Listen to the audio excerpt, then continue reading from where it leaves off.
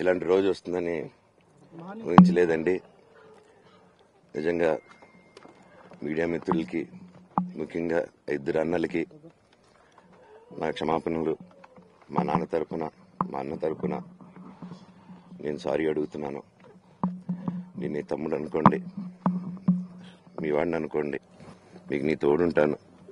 మీకు ఏదున్నా నాకు ఫోన్ చేసేదండి. నేను ఎప్పుడు ఒక్క కాల్ దూరంలోనే ఉంటాను. I will always be there to support you and your family. And I'm sorry. నా కోసం సపోర్ట్ చేసేదానికి వచ్చి మీకు ఇలా జరగడం నాకు చాలా బాధగా ఉంది. నా భార్య పేరు లాగుతున్నారు, 7 నెలల కూతురు పేరు లాగుతున్నారు. నేనేం అడగలేదు, సొంత కాళ్ళ మీద పనిచేస్తున్నాను. మా ఆవిడ కూడా వాళ్ళ ఇంటి వైపు ఏ డబ్బు తీసుకురాలేదు, వాళ్ళ ఇంట్లోనూ డబ్బు అడగలేదు, నేను అడగలేదు, ఆస్తి అడగలేదు.